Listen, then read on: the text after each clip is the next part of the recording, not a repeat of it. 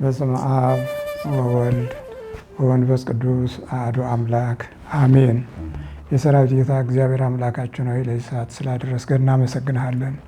ቀሪው ጊዜያችንን ባርክልን፣ ፍጹም የሆነው መንፈስህን እና ኃይልህን ላክልን። በዚህ ወቅት ለተራቡት፣ ለተጠሙት፣ ለተጨነቁት፣ ለተሰደዱት፣ ለታመሙት፣ ለታሰሩት ሁሉ በረከትን፣ ሰማይ ኃይልን፣ ጸጋንና ተስፋን ራእይንና በጎነትን ላክላቸው። ለእኛም ምሕረትን ላክልን። እግዚአብሔር ባርክ።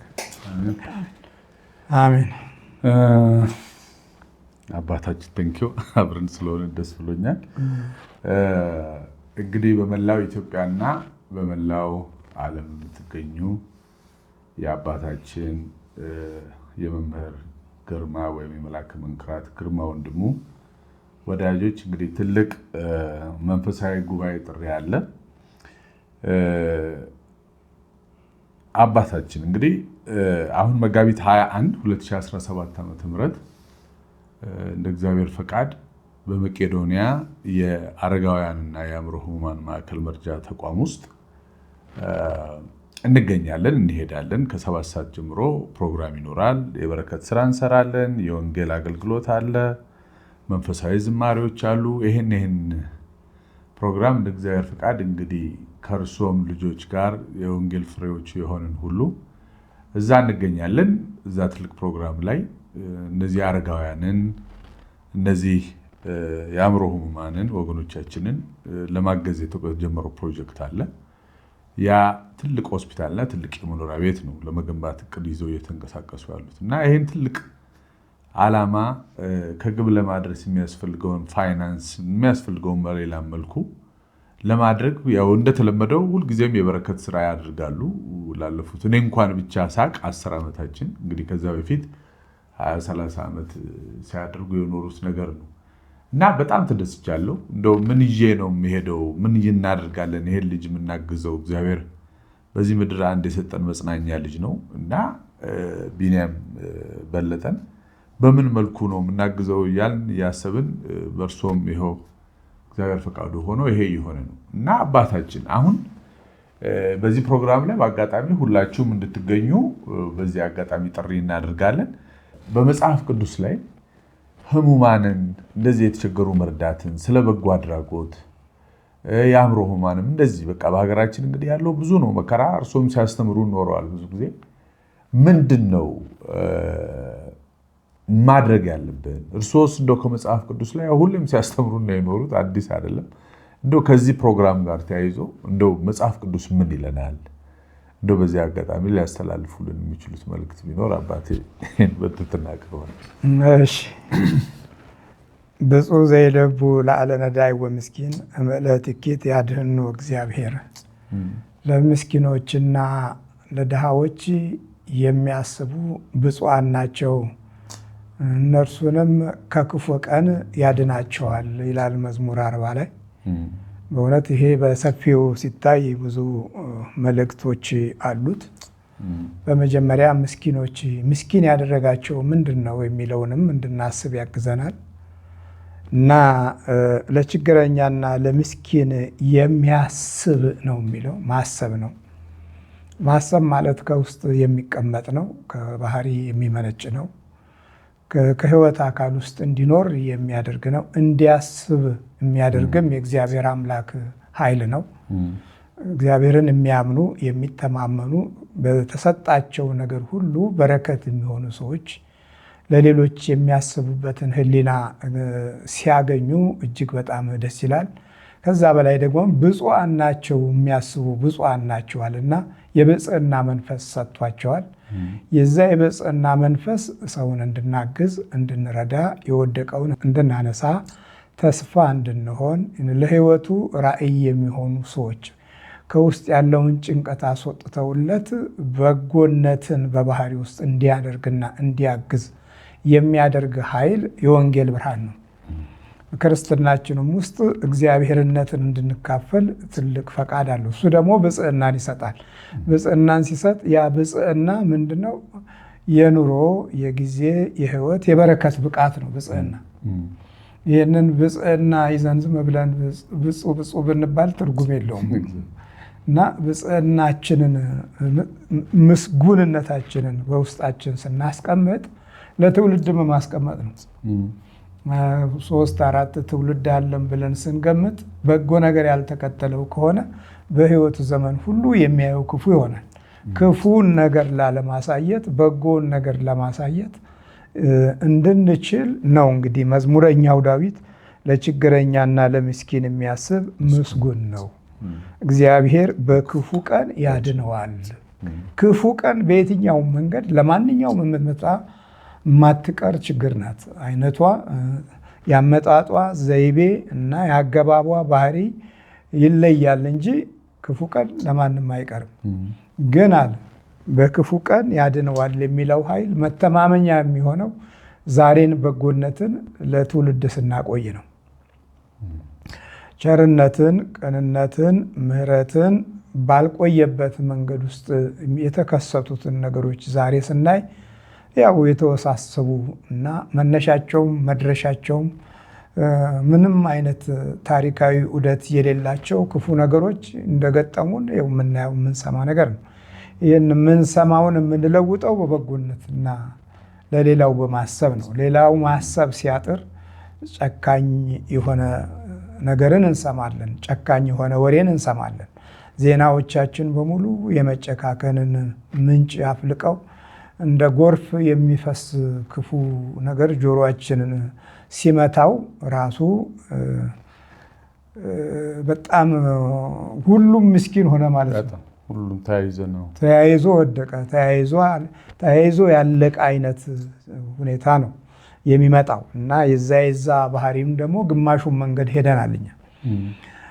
ስለዚህ ለችግረኛና ለምስኪን ሁለት አይነት ሰዎች ናቸው እዚህ ጋር ዳዊት የነገረን። አንደኛው ችግረኛ ነው፣ ጊዜ፣ ዘመን፣ እድሜ፣ ወቅት የጣለው ይሄኛው ችግረኛ ይባላል።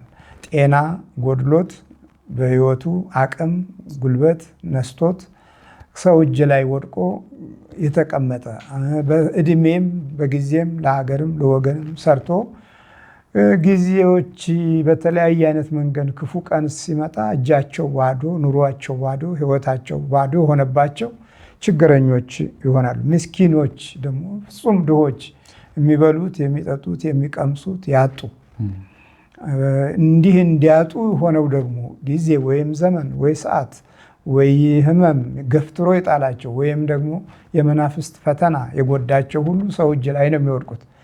እነዚህ ችግረኞችና ምስኪኖች ምስኪንነታቸው ውስጥ ችግረኝነታቸው ውስጥ ስንገባ ተስፋ ያገኛሉ። ሰው መሆናቸውን ለሰው የተሰጠውን ክብርና ሞገስ እግዚአብሔር ደግሞ ለሰው የሰጠውን በረከትና ተስፋ ሲቀምሱ የበለጠ ከህመማቸው ከችግራቸው ደስተኞች ይሆናሉ፣ ጤናሞች ይሆናሉ። እና አንዳንድ ጊዜ ተስፋ የሌለው አይነት ችግር ሲመጣ አስቸጋሪ ነገር ነው እና ተስፋ የሚሆን ኃይል ያስፈልጋል። አንዳንድ ጊዜ በድንጋጤም የሚመጡ ጉዳቶች አሉ። በድንጋጤ የሚመጡ፣ በረሃብ የሚመጡ፣ በብርድ የሚመጡ ችግሮች የሰው አቅም የታወቀ ነው እና ለእንደነዚህ አይነቶች በረከት የሚሳተፍ ሰው አንደኛ ለራሱ ለዕለቱ የእጁን በረከት ያስቀምጣል። ሁለተኛ በህይወቱ ውስጥ ትልቅ ሌላው ተስፋ መሆኑን ያረጋግጣል። በሶስተኛ ደረጃ ደግሞ ለትውልድ የሚቆይ እግዚአብሔር ያስቀመጠው መልካምነትን ያቆያል። እስከ ዛሬ ድረስ ያለውን ጉዳታችን እኮ አባቶቻችን መልካምነትን አላቆዩልንም ብለን እየሰጋን ያለ ነው። ለምን የምናየው ነገር ሁሉ አስቸጋሪ ውስብስብ እያለብን ተስፋ እየቆረጥን ስንመጣ ምንድን ነው ነገሩ ስንል ከኋላ በኩል አንዳንዴ ያልተቀመጠልን ነገር እንዳለ እናያለን። ስደቱ፣ ረሃቡ፣ ጉስቁልናው፣ በየአቅጣጫው ያለው የህይወት መምታታት፣ ግራ መጋባት፣ ኑሮንና ተስፋን አለማግኘቱ፣ በየጊዜው ሰዎች የማዘንን ምዕራፍ ከህይወታቸው አርቀው በክፉ አይን መተያየቱ፣ የጥላቻው መስመር ውስጥ ገብተን መማቀቁ፣ እነዚህ ሁሉ ለመልካምነት ያለን ዝግጁነትን ተሻምቶታል። ወይም መልካምነት ላይ ያለንን ፍቅር በግልጽ እንድንገልጸው ሁኔታዎች ያልተመቹንም እና ክፉ ቀን ማለት እንግዲህ ልክ እንዲህ ነው ማለት ነው። ታዲያ በዚህ ጊዜ እግዚአብሔር በክፉ ቀን ያድነዋል ይልና፣ ሁለተኛ የእግዚአብሔር ድርሻ እግዚአብሔር ይጠብቀዋል፣ እንደገና ደግሞ ሕያውም ያደርገዋል፣ በምድርም ላይ ያስመሰግነዋል፣ በጠላቶቹም እጅ አሳልፎ አይሰጠውም ይላል። እንግዲህ ይሄ በጣም ሰፊ የሆነ ትምህርት ነው። ከዛ ቀጥሎ በደዌ አልጋ ላይ ሳለ እንኳ ይረዳዋል፣ እንደገና ደግሞ መኝታውን ሁሉ በበሽታው ጊዜ ያነጠፍለታል። በቃ የተስፋው ቃል ነው እና አንዳንዴ መደንገጥም አስቸጋሪ ነገር ነው እኮ። አንድ ጊዜ ሕክምና ሄጄ የሆነ የተበከለ ምግብ በላውና እስቲ ልመረመር አልኩና ስመረመር ለዚህም አለኝ ሐኪሙ። እሺ ስንት ይመጣል ስለው ጊዜ 6,000 ያለ። በል አልኩና 6,000 የሚለውን ቃል ስሰማ ታይፎዱ ራሱ ለቀቀኝ፣ ሸሸ። ከዛ እንደዚህማ በቃ ብር ስለያዝኩ ይዤ እመጣለሁ አልኩና እንግዲህ ታይፎድ ከሆነ የማውቀው መድኃኒት አለ ብዬ ከዛ በ200 ብር ገዛውና ስወስድ መጀመሪያውኑ እዛ ዋጋው ያን ያህል ሲጨምር የኔ በድንጋጤ ነው የሸሸው። በድንጋጤ ነው የሸሸው። አንዳንዴ እንደዚህ አይነት ትንሽ የመጨቃከኑ ነገር የበዛበት ሙያና ባህሪም ላይ ስለምንገኝ ዋጋችንን ከሰማይ አምላክ ስናደርግ ይኸው እንዲህ ደንግጦም ይጠፋል። እና ምን አለ እዚህ በደዌ አልጋ ጊዜ ይረዳዋል። በቃ እንግዲህ የእግዚአብሔር ድርሻ ነው። በደንብ እናስተውል። አንደኛ እግዚአብሔር ከክፉ ቀን ያድነዋል። ክፉ ቀን ማለት ጊዜ የሚያመጣቸው፣ ዘመን የሚጥላቸው፣ ወቅቶች የሚያመቻቻቸው፣ የዲያብሎስ አሰራር ግልጽ በሆነ መንገድ በትውልድ ላይ የጥፋት መንገዱን የሚፈጥርበት የሚያመጣበት ከሰማያዊው ተልእኮ አለ። ለክፉ ቀን ሰዎች ለክፉ በሽታ፣ ለክፉ ደዌ፣ ለመታሰር፣ እድልን ለማጣት ከብዙ ህብረተሰብ ጋር ስለምንገናኝ ያ ሁሉ ጉዳትን ስናገናዝበው በጣም ብዙ ውድቀት ነው ያለው እና ክፉ ቀን አስቸጋሪ ነው። ለማንኛውም ክፉ ቀን ይመጣል። እኛ ደግ ነው ያልነው ቀን ክፉ ይሆናል፣ ክፉ ያልነው ቀን ደግ ይሆናል እና እንደዚህ የሚገለብጥ አምላክ ደግሞ እግዚአብሔር ነው። የሰዎችን ጉዳት አይቶ የበቀል ጊዜ አለ፣ የምህረት ጊዜ አለ፣ የቸርነት ጊዜ አለ። ብዙ ነው በእግዚአብሔር ጊዜ ውስጥ። ጊዜ እግዚአብሔር ስለሆነ ማለት ነው። ከክፉ ቀን ያድነዋል። ማዳን ማለት እንደ 3 ደቂቅ 3 ደቂቅ ወደ እሳት ሲገቡ ለነሱ ክፉ ቀን ነበር። እሳት ያዘጋጀ ህብረተሰብ ነበር። እሳት ያዘጋጀ ንጉሥ ነበር። ግን ወደ እሳቱ ተወስኖ ጭካኔያቸው ከአቅም በላይ ሆኖ እሳት ውስጥ እስኪገቡ ድረስ ያላቸው አቋም ቁርጠኝነት በእግዚአብሔር ዘንድ ስለታየ እሳት ውስጥ እንደገቡ 4ኛ ሰው ታየ። ከክፉ ቀን አዳናቸው። ቅዱስ ገብርኤል ከክፉ ቀን አዳናቸው፣ ከክፉ እሳት አዳናቸው፣ ከክፉ እይታ አዳናቸው። በብርሃኑ ብርሃን አብርቶ ከእሳቱ የበለጠ ብርሃን እና እንደገና ሌላ የአማልክት ልጅ የሚል ቋንቋ ተናግረው ራሳቸውም እውነትን መሰከሩ። ከክፉ ቀን ያድነዋል የሚለው እውነት ይሄ ነው እና ዛሬም እኛ በዚህ በመቄዶንያ ያለውን አገልግሎት ስናገለግል ለመሳተፍ የምትችሉ በውጭ ሀገር ያላችሁ ለቤተሰቦቻችሁ የሚያስፈልገውን የበረከት ደውላችሁ ልካችሁ እጅ በእጅ የምናስረክበው ስለሆነ በአቅማችሁ የፈቀደውን አስተዋጽኦ ማድረግ የተለመደ የኛ ተማሪዎች እድላቸው ነውና እናንተም እድላችሁ ነው። በዚህ ተሳትፎ ውስጥ ስትሳተፉ እግዚአብሔር ለእናንተ ለሌላ ጊዜ የሚመጣውን ክፉ ቀን ይሰውረዋል። ዛሬም ከክፉ ቀን እያዳናችሁ ነው። ከክፉ ሰዎች፣ ከክፉ ትውልዶች እያዳናችሁ ነው። በየቤታችሁ የእግዚአብሔርን በረከት ምን ያህል እንደያዛችሁ እናውቃለን። ምን ያህል ወደ ቀድሞ መንፈሳዊ ስነ ልቦናችሁ ወደ ሰውነታችሁ የተመለሳችሁ በጣም ብዙ ናቸው። አንዳንዶች ቢዝሉም ቢደክሙም እንደገና እየወደቁ እየተነሱ ኃይላቸውን የሚያጠናክሩ ብዙ ተማሪዎች አሉን። ሁለተኛው የእግዚአብሔር ድርሻ በዚህ በረከት ውስጥ እግዚአብሔር ይጠብቀዋል የሚለው ነው። ጥበቃው ብዙ ነው። ብዙ ነገር ይጠብቃል። ከነገረኛ፣ ከተንኮለኛ፣ ከምቀኛ ጠብቀን ብለን አይደለም የምንወጣው። እና የጥበቃነት ኃላፊነቱን እግዚአብሔር ሲወስድ ብዙ የህይወት ተስፋዎች በየዕለቱ ይከተሉናል። ህይወታችንም በቅዱሳን መላእክት የተደገፈ የተያዘ ይሆናል። እኛም ማናየውን እግዚአብሔር የሚያየውን ይከላከልልናል። እኛ በዓይናችን ያልተገለጠን እግዚአብሔር ተገልጦ የሚያየውን ጠላት ያስቆምልናል። እንግዲያውማ በጠላት አሰራር ብዙ እንድንጎዳ ሰውንና ክፉ መናፍስትን ዓላማ አድርገው የተነሱብን ጠላቶች ብዙ ናቸው። በመተቱ፣ በአስማቱ፣ በሟርቱ፣ በሁሉም አይነት የተጎዳን ህዝቦች ነን። ይሄ ትልቁ ጉዳታችን ደግሞ መንፈሳዊ ጉዳት ነው። ስጋዊ ጉዳትን ለማስተካከል የሚታገሉት ሰዎች ሁሉ ወደ ስህተት አምባ የሚቀየሩት በዚህ በመናፍስቱ ዓለም ባለ ጥበብ ነው። ምኞታቸው ሌላ የሚሆነው ሌላ የሚሆነውም አለ ምክንያት አይደለም። ብዙ እኮ ፕላንና እቅድ ነበር። እቅዶች በሙሉ ተዛብተው ወደማንፈልገው አቅጣጫ የሚያዞረን እንደ ሰው አስበን እንደ አራዊት እንደገና ህይወታችንም አካሄዳችንም ቋንቋችንም የሚለወጥብን ከውስጥ በኩል የጠላት ኃይል ትልቁን ቦታ ስለያዘ ነው።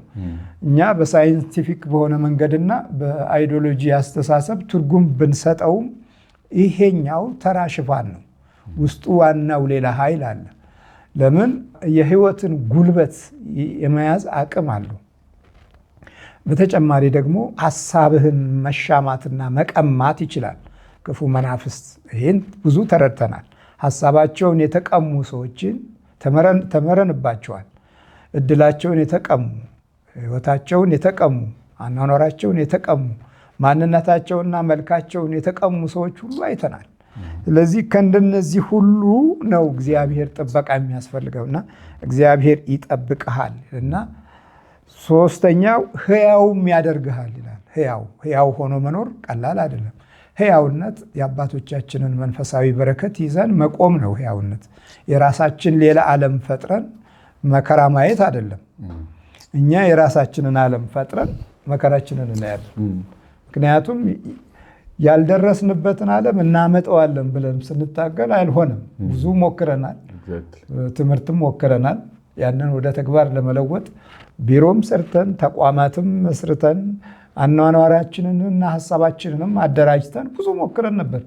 ግን ግቡ አልመጣልንም። እስካሁን ድረስ የምናያቸው ነገሮች ከእግዚአብሔር ጥበቃ ውጪ ራሳችንን በሌላ አይነት ጥበብ እንጠብቃለን ብለን ብንታገል አልተሳካም እና እግዚአብሔር ይጠብቅሃል፣ ሕያውም ያደርግሃል። ሕያውነት ነው ትልቁ አሰራር። እስከ ዛሬ ድረስ ሕያው የሆነ ኑሮን ነው የምንኖረው። የተዘራው የሚበቅለው ሕያውነት ነው። እንደ ሰው ቆመን የቆምንበትም ከኋላ የያዝነው ሕያውነት ነው። አንዳንዴ የኋላውን እየጠላን የፊቱን ብቻ መገንባትም አንችልም። ከኋላ መነሻ ያስፈልገናል። ከኋላ መነሻችን እምነትና በጎነት፣ ቅንነት ነው። የአብርሃምን ተስፋ ስንለምን የአብርሃም ስሙ ሕያው ስለሆነ ነው እኮ። ይሄ እኮ እዚህ ሕያው ያደርገዋል ይላል። ሕያውም ያደርገዋል። በቃ እኮ ለትውልድ ይሄ ነው የሚያስፈልገው። ከዚህ ሕያውነት ስንቋረጥ ያሰብነው፣ ያቀድነው፣ የተማርነው ሕያውነት የለውም። በአንድ የሆነ ዘመን ላይ ይቆማል። ስንት ዘመን የቆሙ ዘመኖችን አይተናል። የደርግ ዘመን ቆሟል። አሁን ያሳለፍናቸው ዘመኖችም ቆመዋል። ይሄ ምንድነው? በሕያውነት ላይ ያለን በረከት በራሳችን ጉልበት፣ ዘዴ፣ ጥበብ እና በራሳችን ትንተና ብቻ የምንመራ ከሆነ እግዚአብሔርን ያላሳተፈ ትውልድ መግቢያውም መነሻውም መድረሻውም ሁሉ ሕያውነት የተቋረጠበት ይሆናል። የሀሳብ ሕያው ወደፊታችን እየሄዱ ከፊታችን ተግባራዊ ምላሽ የሚያሰጡ እውነትን እና በጎነትን፣ ቅንነትን ለሰው ልጅ የተሰጠው ሀብት ነው። ለአራዊት ይህ አልተሰጠም። ቀምቶ የሚኖር ነው አራዊት። ሰው አራዊት ከሆነ ደግሞ ከባድ ነው። ስለዚህ የሕያውነት ዋጋ ቀላል አይደለም። ሌላው አራተኛው በምድር ላይ ያስመሰግነዋል ይላል። ምስጉን ነው ሁል ጊዜ ምስጋና፣ የምስጋና ህይወት። እግዚአብሔርን ስናመሰግን ማመስገን እንለምዳለን። እግዚአብሔርን ማመስገን ካለመድን ቃላችንም ሀሳባችንም መራራ ነው። ከዛም በላይ ደግሞ ለጊዜው የምንሰጠው የእኛን የውስጥ ጉዳይ ነው። ዘመኑን መራራ ይሆናል። ከውስጥ የወጣው የውጭውን ህይወት የሚያሳይ ነው። ስለዚህ ከመራርነት እና ከሌላ አይነት ክፉ ባህሪ የምንገላገለው አመስጋኝ ስንሆን በምድርም ላይ ያስመሰግነዋል። በምድር ላይ ቆሞ ምስጋናን ያገኛል። በህይወት አንዳንድ ጊዜ እኛ አመስጋኞች አይደለንም። በሰፊው በእውነት ምስጋናን የምንደብቀው ከውስጣችን ጤናማ የሆነ አወላለድ ወይም ጤናማ የሆነ አመለካከት ሲያጥረን ነው። አመስጋኞች አይደለንም። ብዙ ጊዜ እንዳናመሰግን ደግሞ የሚያደርገንም ነገር አለ። እንዳናመሰግን ምስጋና ከለመደ ጥሩ አይደለም እንላለን።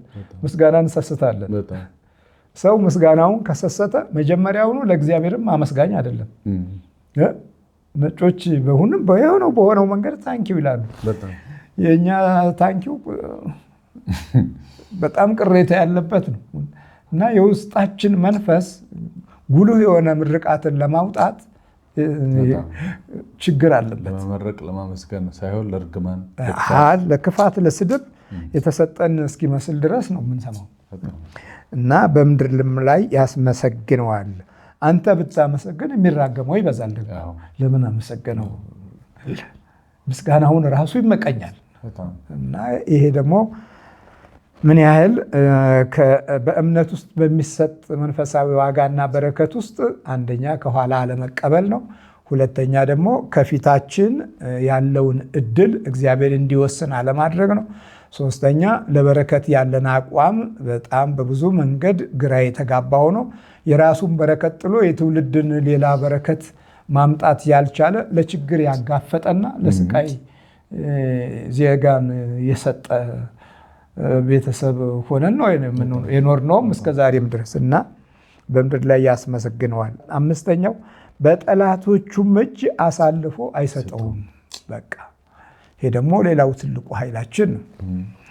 ይሄ በእምነታችን ጉዞ ውስጥ ትልቅ ባህር አለን ብለው ግብጾች ሲመኩ አሳልፎ ላለመስጠት እግዚአብሔር ምን ስራ እንደሰራ ተምረናል። ባህርን የሚያህል ዞር በል ብሎ በመካከሉ ደግሞ በሰላም የሚያሻገር አምላክ መሆኑን አሳይቷል። ብዙ መንገድም በእኛ ህይወት ውስጥ አሳይቷል። እንደ ጠላቶቻችን ስንት ስራ በስተሰራ ነበር። ጉባኤያችን በብዙ ጠላት የተከበበ ነው።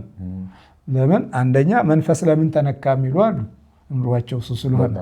እነዚህም ሌላ ችግር ናቸው። ከነዚህ ሁሉ ጠባቂያችን ማን ነው? እሱ አሳልፎ አይሰጥም። ለጠላቶቹም እጅ አሳልፎ አይሰጥም። የእግዚአብሔር እጅ ከኛ ጋር ነው። ይህንን ታዲያ በምንድን ነው? ለምስኪንና ለችግረኛና ለምስኪን የሚያስብ ምስጉን ነው። በዛ ውስጥ ነው የሁሉ በረከት ያለው። ስለዚህ ምን አለ ደግሞ በጠላቶቹ እጅ አሳልፎ አይሰጥም ብቻ አይደለም፣ እግዚአብሔር በደዌ አልጋ ላይ ሳለ ይረዳዋል። ታመምኩ አቃተኝ ሲል ጉልበት ይሰጣል። ግሉኮስ ይተክልለታል። መንፈሳዊ ግሉኮስ ያልታየ ማለት ነው። የመንፈስ ጉልበት የክፉን መንፈስ ጉልበት ሰብሮ የመንፈስ ጉልበት ይሰጠዋል። ይሄ የታመነ ነው። ብዙ አይታችኋል። በጉባኤያችንም ላይ አቅማችሁን ያደሳችሁ ጥቂቶች አይደላችሁ፣ አንተን ጨምሮ። እነዛ ክፉዎቹ አልወደቀም ይላሉ። የእግዚአብሔር እጅ መብለጡን ሲያዩ ደግሞ ምን ይሄ ራሱ አስማተኛ ነው የሚሉሃል። ምንም አይባላል። ምክንያቱም የእግዚአብሔር እጅ ኃያል መሆኑን ያልቀመሱ ናቸው። በቃሉ ሕይወትን አግኝተናል። እኛ ምስክሮች ነን። በጉልበት አግኝተናል፣ ኃይል አግኝተናል፣ ሀሳብ አግኝተናል። ደግሞ ሀሳባችንን ይቀበሉትም አይቀበሉትም ውድቀት ላይ ያሉት ብዙዎች ናቸው ባለመቀበላቸው። በእኛ በኩል ግን ይኸው ሌላ ትልቅ ክንድ አለን። በደዌው አልጋ ላይ ሳለ ይረዳዋል። በመጨረሻም መኝታውን ሁሉ በበሽታው ጊዜ ያነጥፍለታል። በቃ ያግዛል። ስለዚህ በአሁኑ ወቅት በየመንገዱ የተጣሉ ሲደክሙ የሸለቿቸው ህመም፣ ችግር እና ኑሮ በህይወታቸው ውስጥ ጉድለት በዝቶ አቅማቸው አንሶ በቃ አልቻልንም ብለው ለዚህ ድርጅት ለመቅዶኒያ ያስረከቧቸው ብዙ ናቸው። አንድ ወንድማችን እንኳን እኛ ሰፈር 2 እጁን ኤሌክትሪክ ቆርጦት እግሮቹ ሁሉ ተጎነደሻቸው አሁን እዛ ነው የገባው። የሁላችን እውነት ነው አባታችን። ከየሰፈራችን፣ ከየመንደራችን፣ ከየቤታችን፣ ከየዘመዶቻችን ቤት ስንቱ ቤተሰብ የሰለቸውን ይሄ ልጅ እግዚአብሔር አስነስቶት መቄዶንያን ገንብቶ የሚሰራውን ስራ ከጎኑ ልንሆን ይገባል። ይሄ ደግሞ አባታችን ለብዙ ዓመታት ሲያደርጉት የኖሩት ነገር ነው። በዚህ የበረከት ስራ መንፈሳዊ የበረከት ስራ ሁላችንም እንድንሳተፍ የፊታችን እሁድ መጋቢት 21 ቀን የእመቤታችን ዕለት 2017 ዓ.ም በመቄዶንያ ግቢ በ7 ሰዓት እንገናኝ። ሁላችንም ለበረከት የሚሆን ይዘን እንምጣ። በውጭ የምትገኙ ሰዎች በቤተሰቦቻችሁ አማካኝነት ለበረከት ይዘው ይምጡ። በፖስታ አሽጋችሁ የክርስትና ስማችሁን ብትፈልጉ ስማችሁን ሁሉ አድርጋችሁ ይሄንን ይዛችሁ ስራው ጊዜው የተቀላጠፈ እንዲሆን እንድታደርጉ በመላው ዓለም ያላችሁ ኢትዮጵያውያን የመምህር ፍሬ በረከት ግሩፕ ማህበር ያላችሁ ሁሉም በዚሁ አጋጣሚ እናንተም እያዋጣችሁ በዛው በሰው በወኪል አማካኝነት እዚህ ልካችሁ በዕለት ዕለት በሚኖሩን ሰዓታቶች ውስጥ የእያንዳንዱ የተላከውን በደንብ መዝግበን እዛው ግቢ ውስጥ ነው ፕሮግራሙ እዛው አስረክበን እንድንወጣ ሁላችሁም የተቀላጠፈ አገልግሎት እንድንሰጥ አዲስ አበባ ያላችሁ ኢትዮጵያ ያላችሁ መምጣት የምትሹ ከበረከቱ ለመሳተፍ እንድትገኙ ጥሪ እናደርጋለን። እግዚአብሔር እዛ ሰው ይበለን። ሌላ ምን ጨምረዋል? ያንን በርትተን ያዝ ነው። ዛሬ ያልነገርኩት ሰርፕራይዝ ልደቴ ነው። የዛሬ 2 ነው 3 ዓመት ስካይላይት ሆቴል አብረን የምስጋና ጊዜ አዘጋጅቼ በህይወቴ ብዙ ሰዎች ያደረጉልኝን አመስግነናል። ዛሬ ልደቴ ነው። መልካም ልደት ብለናል። መልካም ልደት ብለናል። እንግዲህ በልደቴ ቀን ይሄን የልደት ስጦታ ሰው ከዚህ በፊት ከመምህር ጋር ሆነን አብረን አክብረናል። ትዝ ይላችሁ እንደሆነ ስካይላይት ሆቴል መወለዳችን ለበረከት ነው። እግዚአብሔር ሁልጊዜ አሁን አባታችን እንዳስተማሩን ለችግረኛና ለምስኪን የሚያስብ ምስጉን ነው፣ እግዚአብሔር በክፉ ቀን ያድነዋል።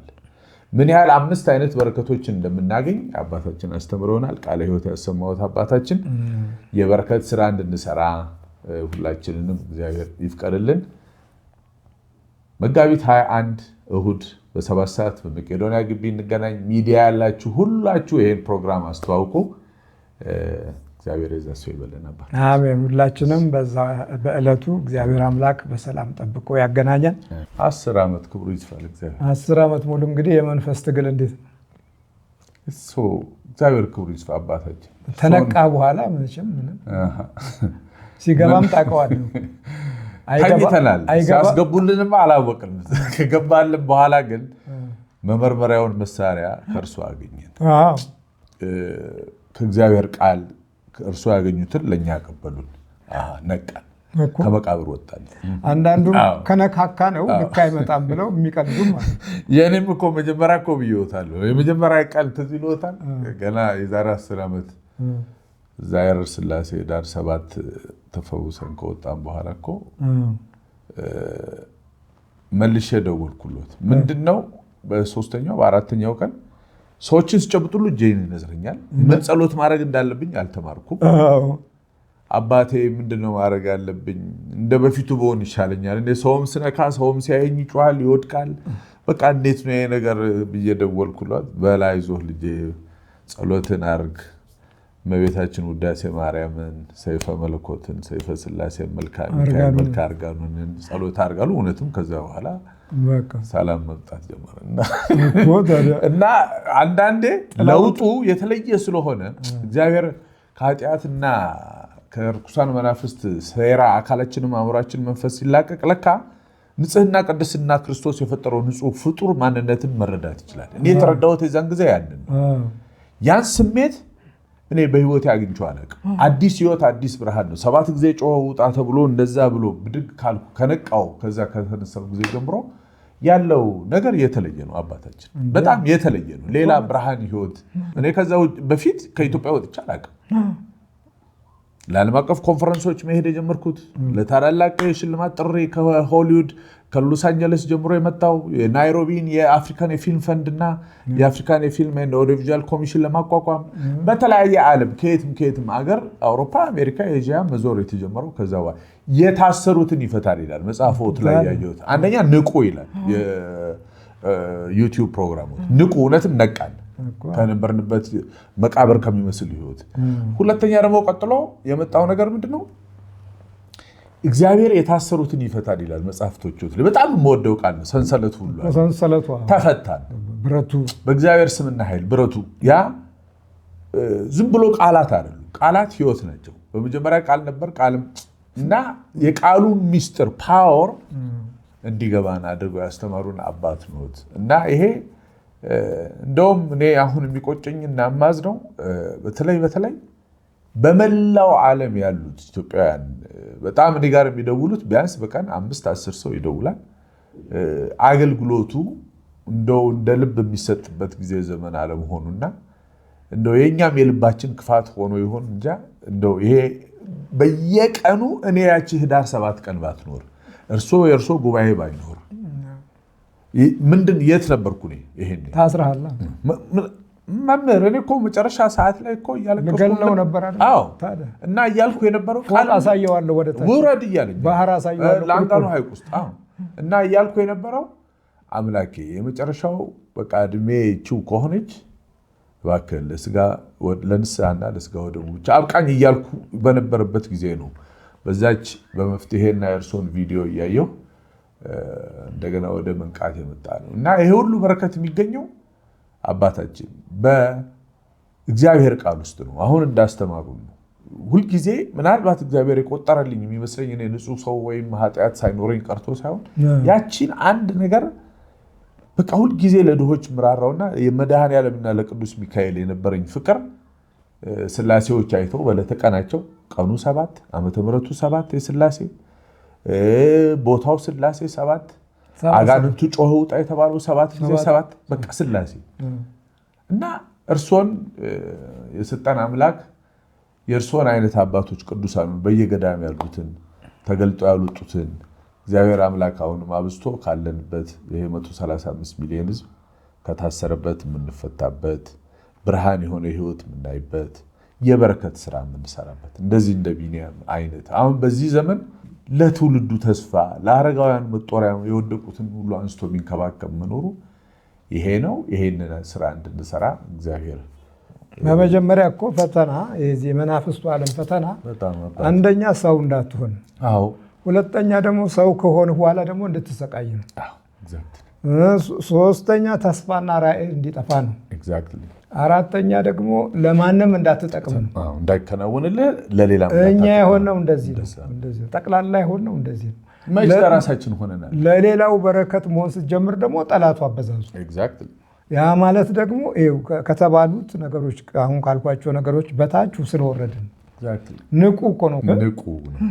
ንቁ የሚለው ደግሞ ቆሮንቶስ ላይ ያለው ትልቁ የጳውሎስ መልእክት ነው። መንቃት ማለት በዚህ ዓለም ውስጥ ሌላ ኃይል አለ፣ እግዚአብሔርና ሰይጣን አለ፣ ቅዱስና እርኩስ መንፈስ አለ፣ ቅዱስና እርኩስ አለ፣ ብርሃንና ጨለማ አለ። እነዚህ በሁለት የተሳሰሩ ነገሮች ወንድና ሴት አለ። በሁለት የተሳሰሩ ተፈጥሯችን ውስጥ ያለውን ሂደት ሌላ ድብቅ ኃይል አለ። እሱ ላይ ንቁ ስንል ያሾፋል። እስካሾፈ ደግሞ እንዴት እናርገው? ማሾፉንማ ተውት። እኔ ሁልጊዜ ማለቅ ሰው የራሴን ስቃይና መከራ የቀመስኩትን ስለማውቀው ያችን በየአገሩ በየስቴቱ ሆነው የሚደውሉ በሄድኩ ቁጥር የሚያገኙኝ አውሮፓ ይሁን አሜሪካ መንገድ ላይ ይሁን ባቡር ላይ ይሁን ሞል ውስጥ ይሁን የት ስንት የሚፈልጉ አሉ። ይሄ የገባቸው ይሄ የሚያላግጠው ምናምን ተውታ ይዟል። ግማሹም ምርጫው ግማሹ ቡዳ ነው። አዎ ቡዳ፣ ሰላቢው፣ ምቀኛው ምኑ እና ሁሉም ምርጫው ነው። ሰው የምርጫውን ነው የሚኖረው፣ የፈለገውን ነው። ብርሃኑን የመረጠ ብርሃኑን ይኖራል እኮ ለሌላው መከራ እኮ በራሳቸው ብቻ ቢሆን መች አባታችን አሁን እኮ አስመሳዩ ነው የበዛው። ከቤታችን ጀምሮ አስመሳዩ ነው የበዛው። ምን ፊቱን እኮ ለይቶ እኮ ጠላት የሆነው እኮ ጥሩ ነው ተመሳስሎ ያለው ቅዱስ መስሎ ያለው ነው መከራ የሆነው እና እግዚአብሔር ይፈታን። እኔ አይዟችሁ ሁልጊዜ ስለናንተ ከማሰብ ከመናገር ተነጥዬ አላቅም። ሁልጊዜ አባቴን እንደጠየቅኩ ነው። ጸሎት እንዲያደርጉላችሁ ነገር አለው። ጉባኤው እንዲሰፋ፣ ሰው እንዲድን፣ ሀገር በበረከት እንድትኖር ቤተክርስቲያናችን በጸጋ በበረከቷ ከፈጣሪም ከቅዱሳን አባቶች ከጥንቶቹ ከተሰጠው እንድንኖር ያን እናድርግ። በርቱ፣ በበረከት ስራ እንሳተፍ፣ ጸሎት ንስሐ እናድርግ። እግዚአብሔር ይስጥልን። እግዚአብሔር ባርክልን። ሰላም እግዚአብሔር ከእናንተ ጋር ይሁን። አሜን። ስብሐት ለእግዚአብሔር።